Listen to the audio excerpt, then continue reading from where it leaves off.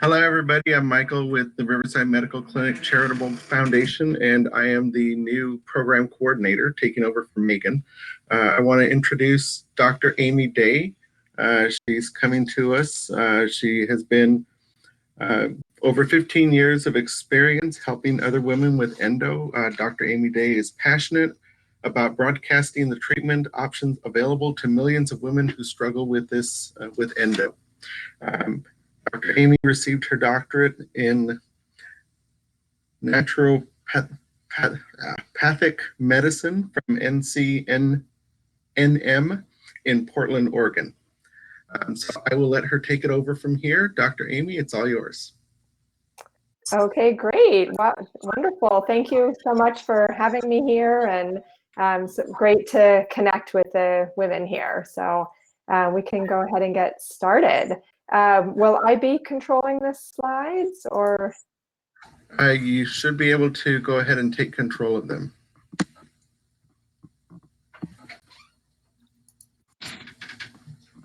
I don't see how to do that. Okay. I will go ahead and just control them. Just go ahead and let me know when you'd like to switch. Okay. We can go ahead. Okay, great.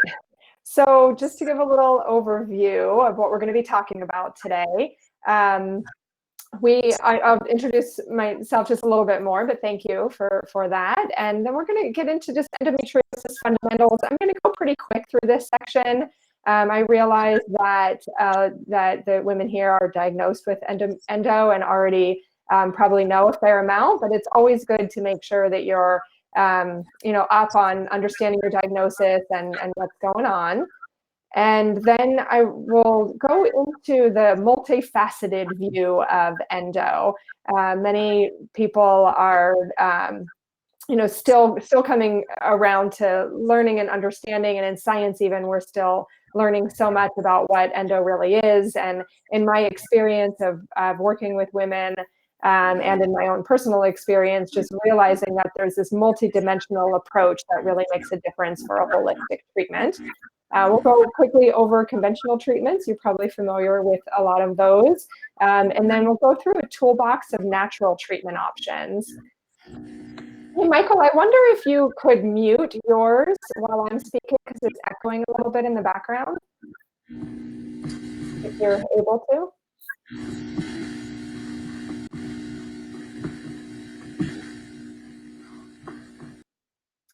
So I'm Dr. Amy Day, and I am a women's health and hormone expert. I'm a naturopathic doctor and licensed in the state of California. I actually graduated from my naturopathic medical school in 2004 and moved to California just in time to become the fourth ND licensed in California.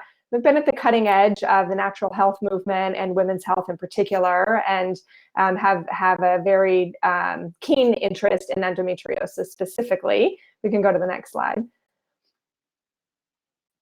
So I'm originally from Florida, just to share. I'm Go Gators, University of Florida. I'm from Miami originally.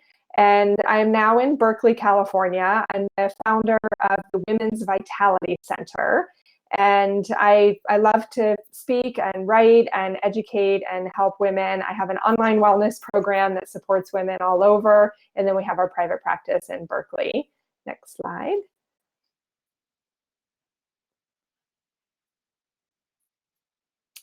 So I'm not going to go into the detail here, but mostly just to share that I have a personal endo history. And it's something that I have been aware of almost all of my life, because my mom had endo also. And then when I started menstruating, I was having a lot of problems and was put on the pill. When I was in school for natural medicine, I was like, I don't want to be on the synthetic hormones anymore, and started on this journey that landed me in a series of, I've had 2 surgeries that were 11 years apart, which I feel is pretty successful actually for a stage 4 endo and natural treatments so far. And after my last surgery, that was about 4 or 5 years ago, I've been feeling fine and great. So I've really continued to develop my approach and learn what is really working for me and for many of the women that I'm supporting. Every woman's journey is unique, and if we have time when we open for Q&A a little later, I'm happy to hear any of your stories and help answer questions. I understand how helpful it can be to be able to talk about endometriosis when so much of our lives people don't really get it and understand. So next slide. It's just personal shares, my family, my son, who we adopted because infertility was part of my picture. And then earlier this year, we got a dog too. So that's just a little about me. I am a board member of the board of directors for the Endometriosis Association, which is an international organization headquartered in Milwaukee, Wisconsin. And I don't know if any of you are familiar with the EA or the Endo Association. Mary Lou Ballwig, who you can see pointed out there, is the founder and our president, and just such an important person in spearheading the whole movement around endo awareness and providing research direction, and really supporting the science and supporting the women in the world of endometriosis. I know that she and the organization have sent on some materials for all of you that I believe Michael is going to be passing on or would be available at the Riverside Medical Clinic. So make sure to check that out. Lots of good information. I think, you know, out of anything that I can say to you today, that a concept of empowerment and trying to take your health into your own hands and really learn about this condition, but more importantly, learn about your own body and how to take great care of yourself is really what this is all about. So we're trying to provide you with lots of information and direction and help to do that. So just fundamentals to go through. This estimate of 6.3 million women in the US, around 10% of women of reproductive age are impacted. I believe the number could potentially be higher. We really don't know because a lot of cases go undiagnosed. It's a very common cause of both pain and infertility. But again, that diagnosis is often delayed. Next slide. So as you're well aware, I'm sure, endo is named after the endometrium, which is the inner lining of the uterus. But the problem in endometriosis is that tissue that's similar to that gets a chance to grow outside of the uterus in the pelvic cavity and creates a whole host of hormonal and immune responses. And the endometrium inside the uterus is actually also altered. So there are several theories about what causes endometriosis. This concept of retrograde menstruation, when the flow of the menstrual fluid, instead of going down and out through the vagina, is able to backflow through the fallopian tubes and into the pelvic cavity, is considered to be part of the problem. However, that happens in most women. And the question that science is still really trying to find out is, why does that lead to endometriosis in certain women and not in others? So we're really trying to understand what the difference is in the background that allows the endometriosis to implant. There are three main types of endometriosis, how they can show up. They can be the endometrioma cysts. We can be more superficial little implants throughout the pelvic cavity or potentially other places in the body. Or there can be deep infiltrating endometriosis where it's really burrowed in. Staging, if you've had surgery, you've probably been given a stage 1 through 4.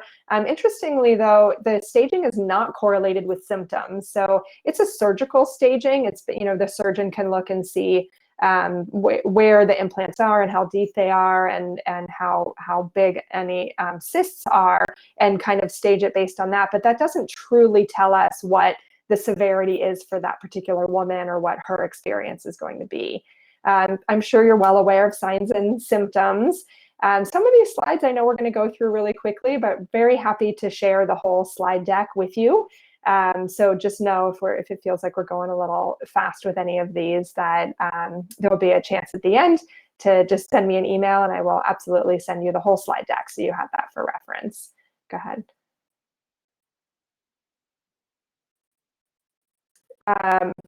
Yeah, so other issues and symptoms and health challenges that tend to be more common in women with endo compared to the presence of these issues in women without endometriosis. This is not a complete list even, but just goes to show that there's obviously something going on different in the body of a woman who is developing endometriosis that has altered immune system, altered hormonal system, and how her body is affected, that is creating this environment that allows all of these kinds of problems to happen. Diagnosis, as you're probably well aware, the gold standard still is by surgery. They have to have a biopsy of that tissue to officially give the diagnosis. More and more, there's a movement to diagnose based on symptoms, more of a presumptive diagnosis. In the world of natural medicine, I believe that's really okay to do, because the treatments that we're likely to give you are going to be helpful, whether it's technically exactly endometriosis or you're just presenting with some of those similar kinds of patterns. But it's good to try to understand what it is that we're working with. So this is the part, the multifaceted view of endo is something that I really want to share with you, that hopefully gives you a new way of framing and understanding and thinking about what's going on with you, and gives you some directions of what to do to help yourself. So there are many puzzle pieces. And the key messages here is that it's not just, it's because the diagnosis is done surgically. Surgery has tended to lead the view of what endometriosis is, but it is not just lesions growing in the pelvis. That's the tip of the iceberg. There's this whole other underlying disease process or imbalance or problems going on in that body that allows that to happen. It just happens to be that the surface manifestation that we tend to find is these lesions growing in the pelvis, but there's more to it than that. And then, hang on just a sec. And then hormonally in the endocrine system, the medical treatments, for the most part, if you're going to be giving a prescription to try to treat endometriosis, it's almost always directed at the estrogen dominance, is trying to control estrogen and reduce estrogen, because we know that estrogen influences and enhances the development and growth of the endometriosis. But my message to you is that it's not just that either. It's not just the lesions. It's also not just the estrogen. There's a lot more going on. So now we want to take this multifaceted approach. And there are 5 areas that I think are very key to addressing. And they are the hormones, the immune system. Your digestive health really makes a big difference in what's going on in the pelvis and the inflammation in the immune system and local symptoms. Environmental health, so your exposures. We do know there's quite a bit of research now on the factors, how different endocrine disrupting chemicals are part of or can be part of the development of endometriosis and the likelihood of that happening for a woman. And then stress and mind-body. I can't tell you how many, such a high percentage of the women with endo that I either treat or just meet and interact with, that when their symptoms flared up the worst, there was almost always a really stressful situation that led to that. So just recognizing the connection between mind and body and really working on trying to set your life up in a way to reduce stress as much as possible.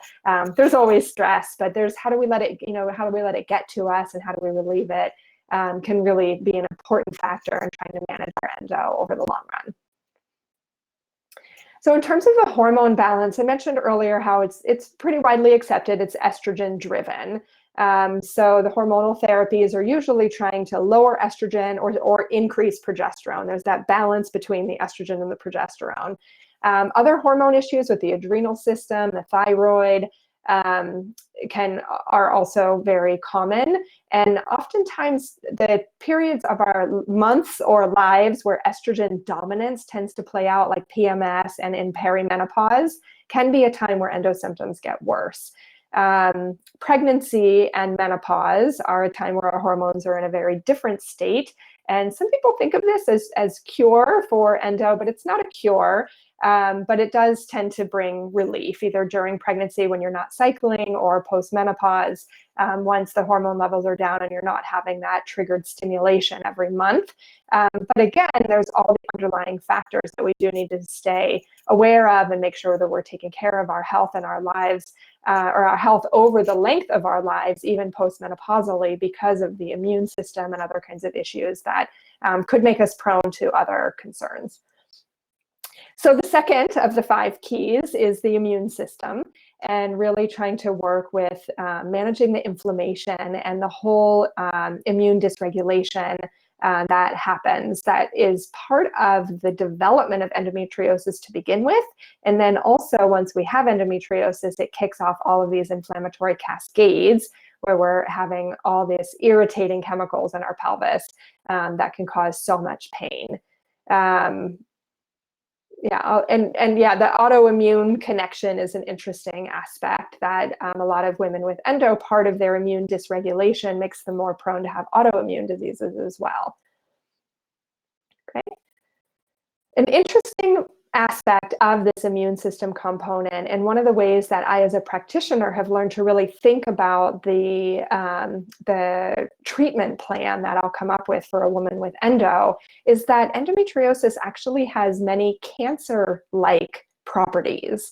It can be a little scary maybe to think of it that way. So it's benign, it's not a life-threatening cancer, and it's not technically a cancer, but the way that it acts lets us know that we can pull from the approaches of treating cancer from the natural medicine world, things that help to block the development of cells overgrowing and cells growing in places where they're not supposed to. The treatments can really be applied to endometriosis as well. So the lesions are able to secrete their own estrogen, and they change the environment around them that allow something called angiogenesis. Angio refers to blood vessels, and genesis means the development of new blood vessels. So something about endometriosis when it's growing is similar to a cancer in that it can create its own blood flow to help it flourish and help it to divide and grow. So we want to be trying to address that aspect of it when we're looking at trying to regulate the immune system. Great. So key number 3 is working with our digestive health. Just by proximity, obviously our GI system is very much related to our pelvic health and experience. And when we have any kind of inflammation or irritation, so we have irritable bowel syndrome, IBS kind of things, or any inflammatory bowel diseases or problems with diarrhea, constipation, bloating, gas, all of those things are going to make our endo pain worse because it's all contributing to your sensations in that area. Our digestive health is also a really important aspect of treating the immune system. I don't know if you've been hearing all the buzz lately about the microbiome, which is the state of the gut flora. And one of the things that the gut flora really impacts is our immune system and inflammation and inflammatory processes in our body. We can also have adhesions from endo, whether that's just from the disease process itself or after surgery, or if you've had multiple surgeries. One of the concerns and problems of that is the adhesions, the scar tissue that can actually bind to the digestive organs. And we want to be trying to minimize that as much as possible and help the colon and the GI organs to work optimally. Key number 4 is this aspect of environmental medicine, detoxification, being aware of the environment that your body is living in and the things that you may be exposed to. And some of this is outside of our control, and some of it is from our past. And we are where we are, but we want to try to create as clean of an environment as we can for ourselves now, both inside and outside of our bodies. And we want to educate future generations of how important it is to minimize these endocrine disrupting chemicals that are really taking a toll and having an impact on our body. There's some research going on looking at how PCBs and phthalates, heavy metals, BPA, are all part of what creates the environment that allows the endometriosis to grow in our bodies. And BPA, by the way, if you are tuned into this stuff a little bit, it's what is in a lot of plastics. The harder plastics like the Nalgene bottles or the inner lining of cans. And there are a lot of products on the market now that say they're BPA free. Just be conscientious and know that actually the substitute for the BPA is actually just as bad, and it looks like it's even worse. So we really want to try to steer away from plastics in general as much as possible. Phthalates that are in the clear plastics are all, and the more flexible, like saran wrap kind of plastic wrap is also problematic. So really trying to steer away from plastics, steering away from pesticides in our foods, trying to choose organic, trying to use natural products on our bodies and in our homes so that we're not being exposed so much. And then from a treatment perspective, besides reducing the exposure, we're also going to be looking at how to support the detox pathways in your body. You have your liver that breaks everything down, and then you need to make sure that you can get everything out also. So, okay. And then the fifth key I touched on a little before is the stress and the mind-body aspect of it.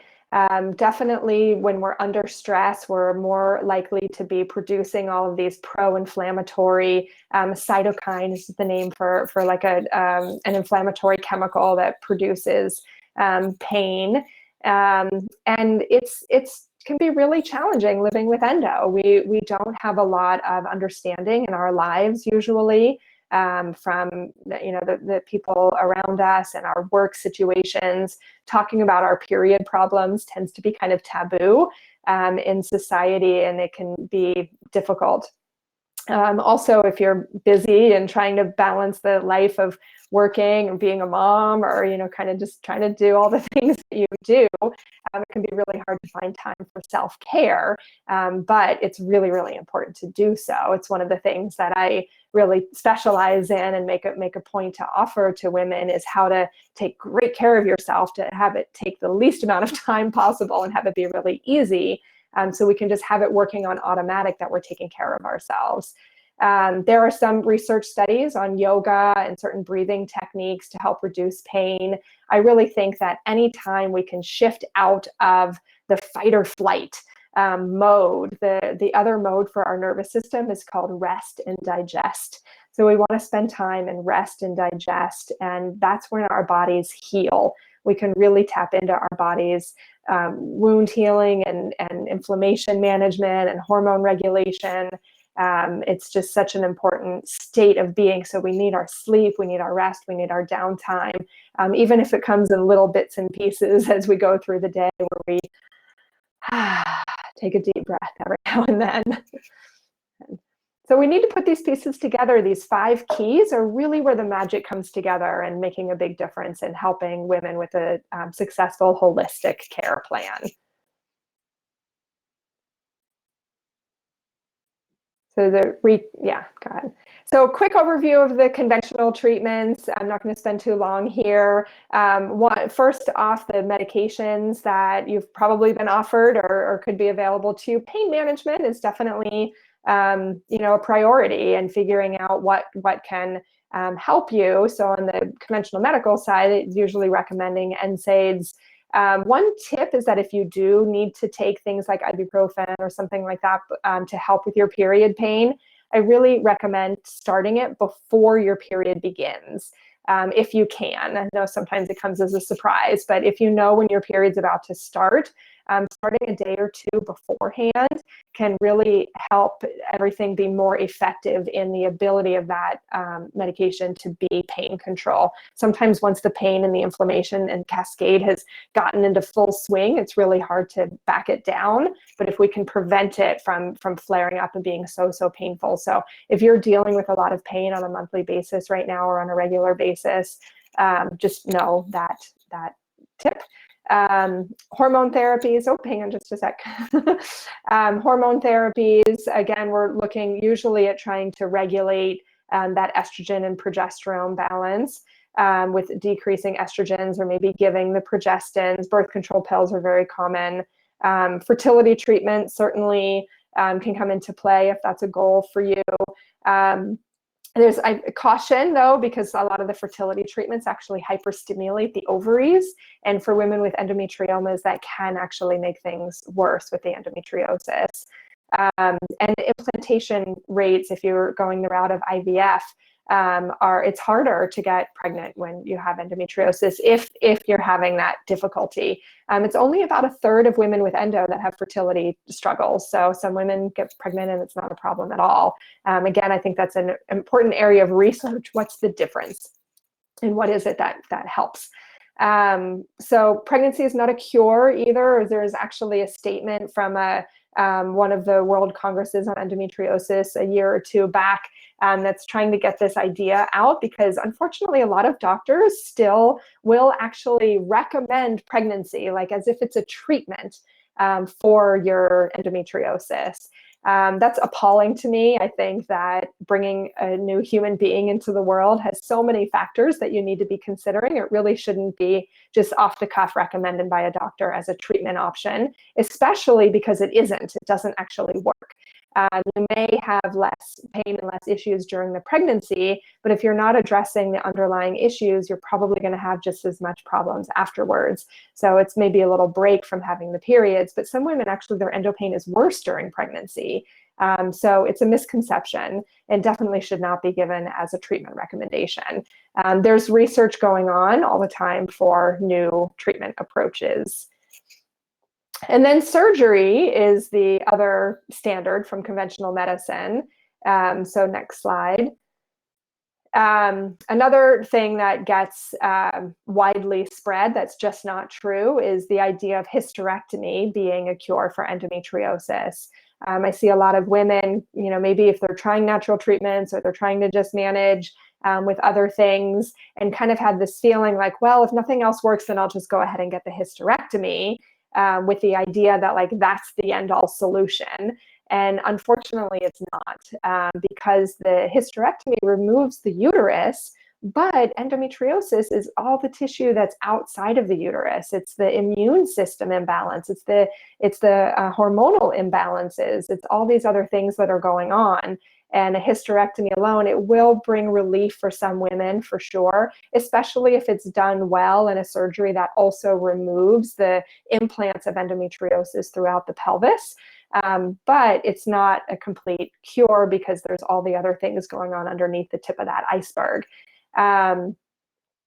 Excision surgery, I'll mention, is definitely, if you're on in a place where you're considering looking for surgery, I definitely want to put that term on your radar. We want to be, it's been shown to be more successful in relieving pain when the endometriosis is excised, which means cut out to the full depth of that implant, as opposed to just burning the surface of the lesion, which may leave some of the endo tissue still active below that, which will just grow back again. Yeah, that's all I want to say about surgery. Happy to answer questions later. Toolbox of natural treatments. I'm going to go pretty quickly through these because some of these slides I had actually put together. I teach at medical conferences, also trying to help more doctors know about these kinds of things to be able to help their patients. And again, the slide deck will be available to you. So don't worry, I'm going to go over and touch on some highlights, and happy to send you the slide deck so you have all this information. So there are some studies on diet showing some of the things that seem to make a difference for women with endo. Gluten-free is something that I'll just point out to you, a really interesting study actually done in Italy, which is probably one of the hardest places to go gluten-free. But a huge improvement in pain, 75% improvement in pain scores. So it's worth trying. I'm a big believer that gluten is problematic for a lot of people, and that every one of us owes it to ourselves to at least do a gluten-free trial to see what difference it can make. Otherwise, I'd say, getting into the specifics for each woman, depending on what's going on with you, but really overall wanting to emphasize a whole foods diet where you're not having the junk food and the processed foods. You're really eating foods as they come from nature, fruits, vegetables, whole grains. If you eat meat, that it's coming from a clean source that's organic and grass-fed and not having pesticides and hormones in it. There was a study, the Nurses Health Study, that actually showed some benefit or some decrease in endometriosis in women who had more milk, which is a little surprising to me. I find that a lot of women actually, in my practice at least, tend to do better without dairy, but just letting you know the research there. So I tend to recommend going off of caffeine, alcohol, sugar. The gluten and the dairy are things to watch out for. And being aware from your own digestive health perspective of what works well for your body, and adjusting your diet so that you're feeling comfortable and your digestive system is working well, and you're getting that whole host of phytonutrients in from a variety of fruits and vegetables, especially vegetables, aiming for like 8 to 10 servings of vegetables every day, which can sound really challenging, but it makes a world of difference on your health. So this is a quick list of supplements that are that there is some research on showing benefit. So fish oil, there's quite a few studies actually. This is one of mine, like hands down, every woman with endometriosis should be on fish oil. Melatonin, there was a study on melatonin being able to reduce pain in women. This study was done on a dose of 10 milligrams, which if you've ever tried melatonin, that's a pretty high dose. But if you have sleep issues also, I would definitely say to consider some melatonin, whether it's 1 or 3 or 5 milligrams, or if you wanted to try the 10 that was in that study. Some people are going to feel like overly grogged out if they take too much melatonin, so just be careful about that. Resveratrol, that's the antioxidant that red wine is known for. It comes from the skin of red grapes, but an extract of it in supplement form is really how I recommend getting the medicinal benefit, not just drinking more red wine, because then we're dealing with the alcohol and the hit on the liver from that, and you don't get that much, so doing a concentrate. Curcumin is also called turmeric. You've probably heard of that as a spice from curry.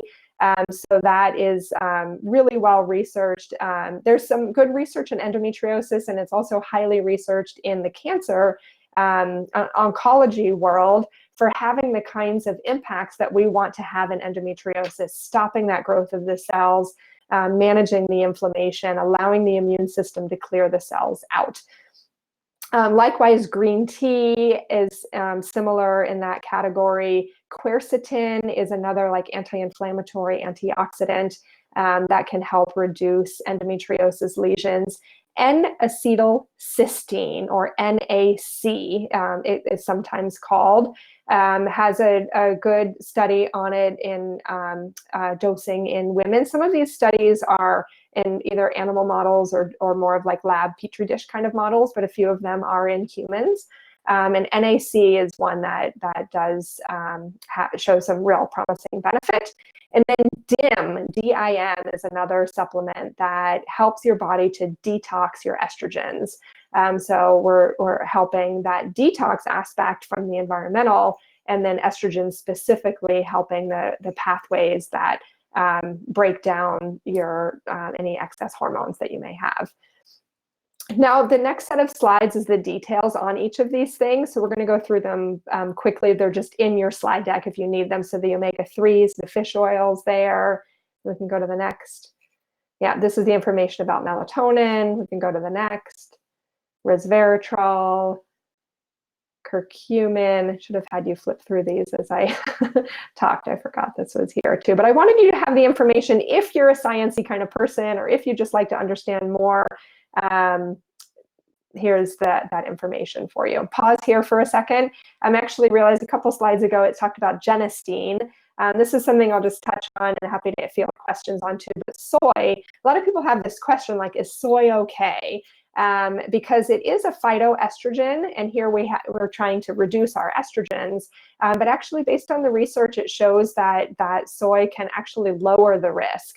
So I wouldn't say go eat a whole bunch of soy in order to lower your risk, because most of the soy we have available to us is GMO and it's processed, and it's not super ideal. But I also don't think that based on the research at least, that you outright have to avoid every speck of soy because of that estrogenic effect. It actually has a very weak estrogenic effect and can be modulating and can even block other estrogens and endocrine disruptors.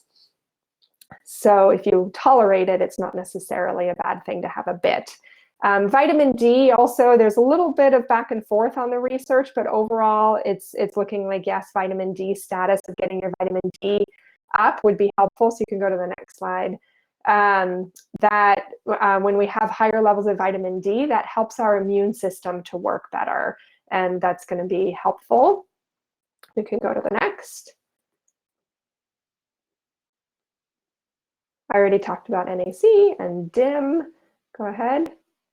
So just in general, we need more research. You're probably aware of that. Like, oh, I want more answers about what's going on and exactly what I can do about it and what my options are. So we do need more research on humans, really trying to determine which of these natural approaches make the biggest difference and what doses are the most effective.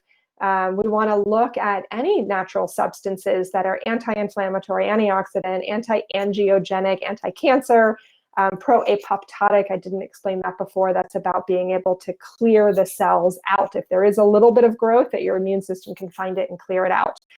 Because those substances, they may be studied more in other conditions, but we know that those mechanisms will be effective in applying that to endometriosis as well. Bioidentical progesterone is one last thing I want to put on your radar.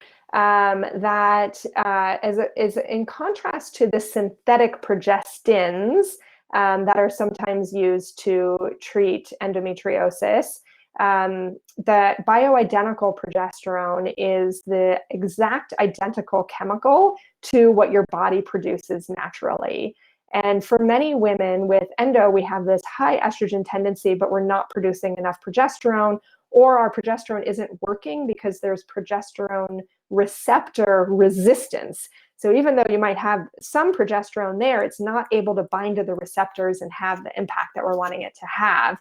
So having more progesterone available can be very helpful for some women at least. And we can do that in the most natural way possible by using a bioidentical progesterone. So that could be something that you might ask your doctor about.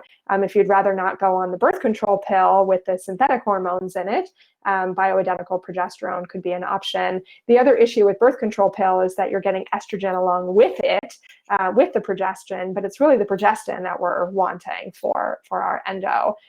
There's oral, there are vaginal dosing, there are creams. You can actually buy your own cream over the counter.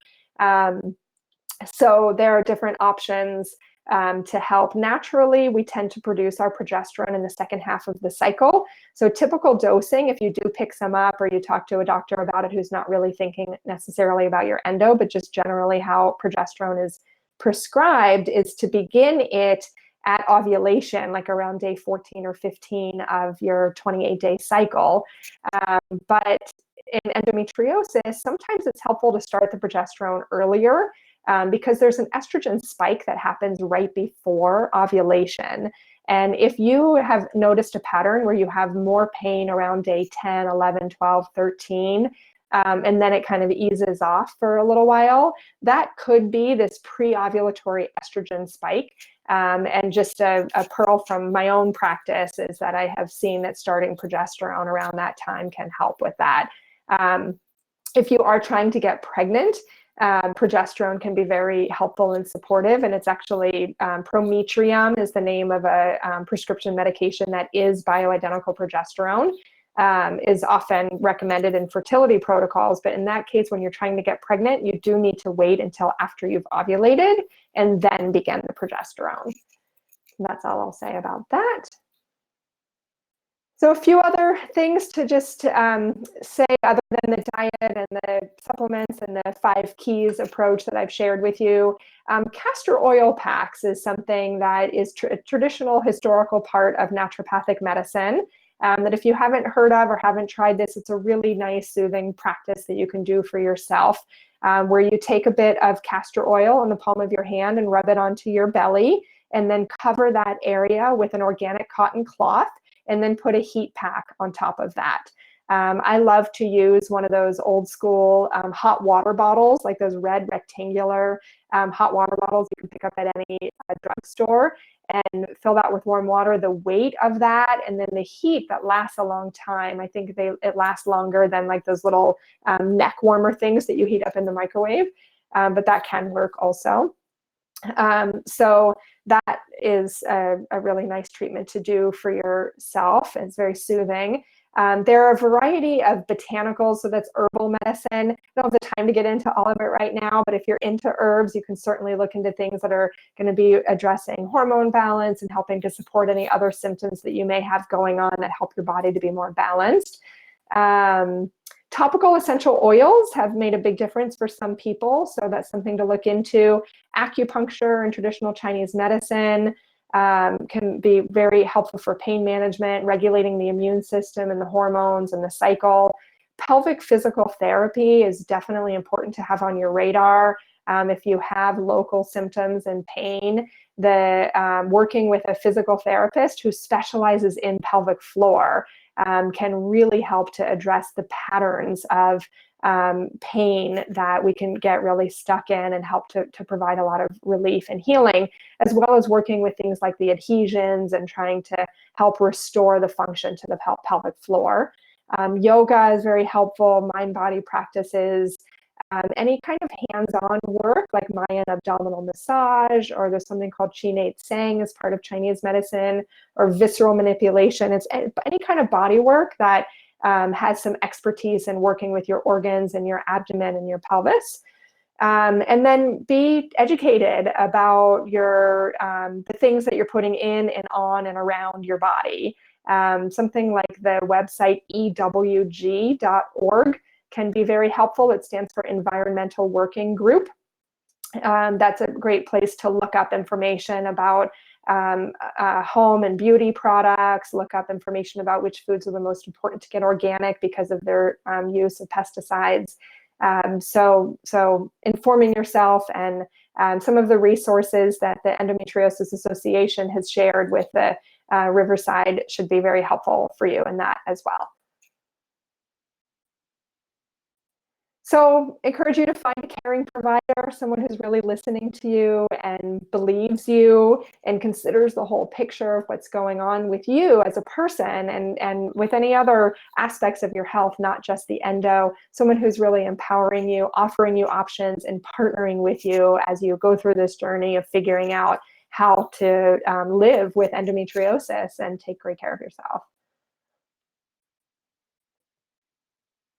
So remember all 5 key areas: the hormones, the immune system, the digestive system, the environmental aspects, and the stress and mind body. Here's some resources for you, a few books that some of them are oldies but goodies, and some of them are new, but good resources to have to educate yourself. The website there, endometriosis.assn.org, that's the Endometriosis Association, where they can point you in the direction of great information, and consider membership and support the organization. They have been doing and continue to do a lot of really important work for you and for women around the world with endometriosis. And contact info for me. So there's my email address. You are very welcome to shoot an email over and request the slides for the holistic endometriosis presentation. And I encourage you also to get started with a free download of my ebook. It's called 4 Steps to Replenish Your Energy. It's not endometriosis specific yet. I actually have plans to be putting out more content that will be specifically about endo. But the foundations that I teach around replenishing your energy and restoring hormone balance are the absolute important foundational steps that are what I've learned for myself and for my patients make the difference in my management of endometriosis also. So highly encourage you to check that out at replenishyourenergy.com and get started with that. There's lots of good information there, and then we'll stay connected too. Great. Great. Thank you very much. We really appreciate this. Absolutely. Go over some questions, but first things first, there is going to be information that is available. If you can email me a name and address of where you would like the information mailed out to, I can go ahead and make sure that gets out in the mail. Just go ahead and email michael@rmccharity.org. And again, I'll be able to go ahead and get that information out to you. We'll go ahead and start off with questions. If anybody has any questions, please feel free to use the chat below. Dr. Amy, you'll see some questions come up via chat. Okay. As I can go ahead and start off with one as well. You mentioned about yoga, but do you recommend, more of a workout when you have endometriosis? Yeah, great question. So I am a big believer in following what your own body tells you. And I would generally say yes, like any kind of workout is fine to be doing as long as it feels okay for you.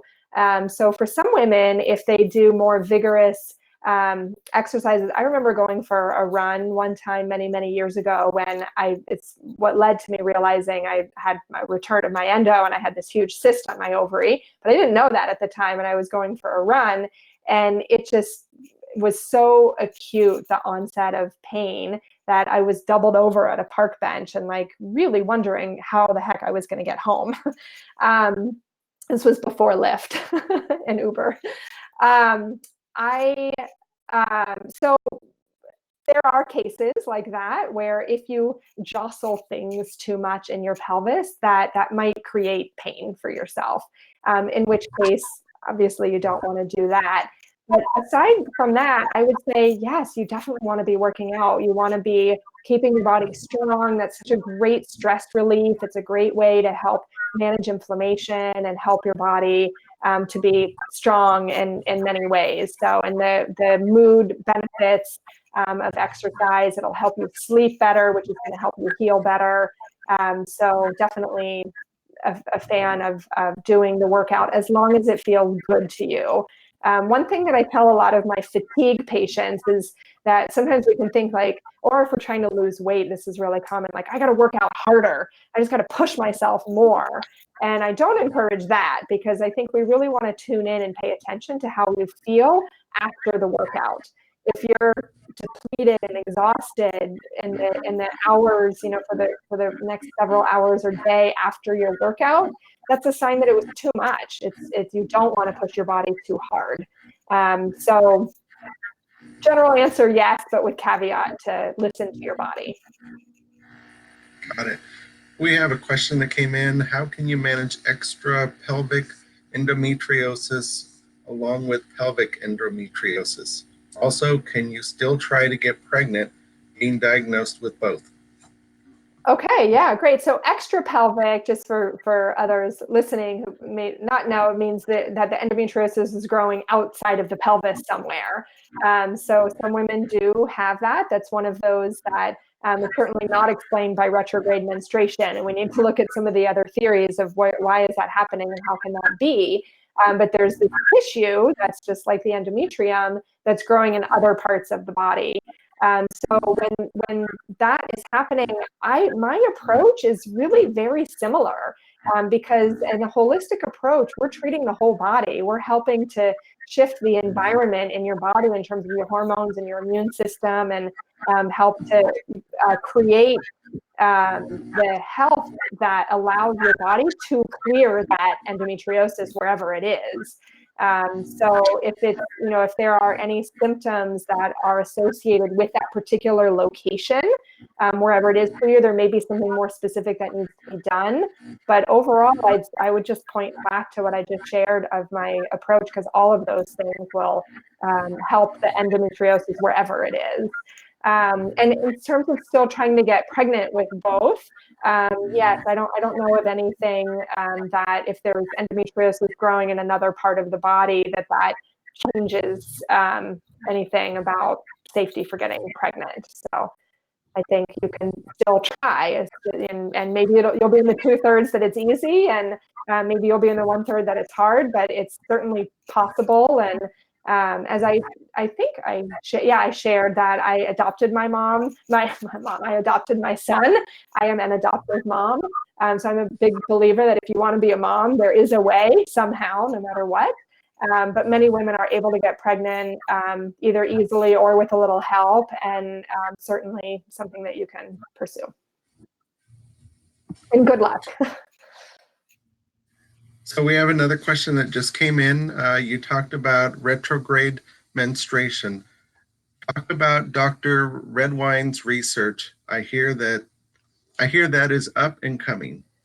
Sure. So David Redwine, actually, it's not new. Maybe there's something new coming out now. But what I'm aware of, at least in terms of the work that David Redwine has done, is about the embryonic development, meaning that when the little girl was developing in her mother's womb, as that embryo was forming and the cells that were eventually going to become the uterus didn't quite make it to the uterus, and that fetus developed with little pre-endometrial cells in these different locations. And then what happens is we're okay for the first 9, 10, or however many years of our life until our hormones kick in. And those little cells that have been in those wrong locations now are under the influence of the hormones and kick into gear and start growing the endometriosis there. So that is absolutely one of the other theories.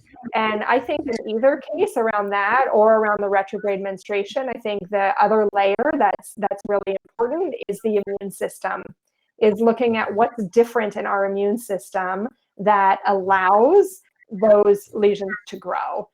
Instead of having our immune system work to clear it out. So I think the immune system is an important aspect, and I don't think we quite understand. I think all of these theories are still theories, and we're trying to get a more complete picture of what's really going on. Great, thank you very much. Mm-hmm. Another question that I have is, how can somebody help their family and friends understand the disease better without being negative? Yeah. Yeah, I think that helping others to understand the disease as much as possible starts with us understanding the disease as much as possible. And I also think not being negative starts with us not being negative as well.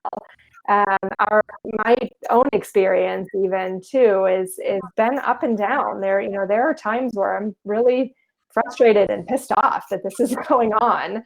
I can feel like I'm doing everything right, and why is this happening to me? Or I can feel like a victim about it, or I can feel like it's just going to be this way forever, or it's ruining my life, or anything like that. But when you're able to shift your perspective and get into a more positive state about it yourself, that can make a huge difference in how you're going to then end up portraying it to other people also. This is something I live with. It's something that I manage. It's something that for me, it's been a real silver lining. It got me to focus on women's health, and it's directed the whole trajectory of my profession. And it's also helped me to make a lot of choices to take care of my health in a really significant way. That are the things that I do are also preventing a whole host of other health issues that I might face down the road. If I'm doing all of these therapies that are anti-cancer because I want to help my endo, wouldn't that be likely, preventing or reducing my risk, at least, of cancer? The way I eat is preventing my or reducing the risk of diabetes, heart disease. I'm taking care of myself in a way.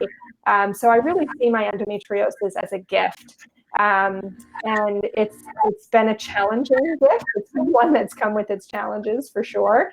But having that positive perspective yourself can make a big difference when you're educating your family and friends. Like, here's this thing. It's something I'm dealing with. Everybody has a challenge in their life. Not everybody talks about theirs, but we each have our things we're dealing with, and you could say, like, this is mine, and I need to do these things to take care of myself because that's what I need to do.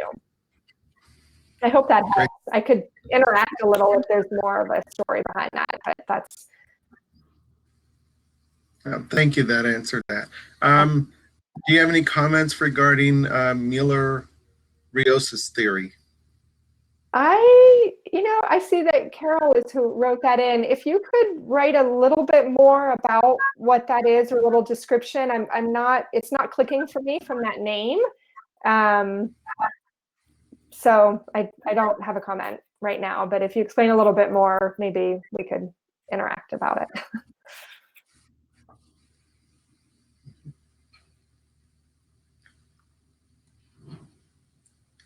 So we touched on quite a few topics. Again, thank you for all your information and insight. We greatly appreciate it.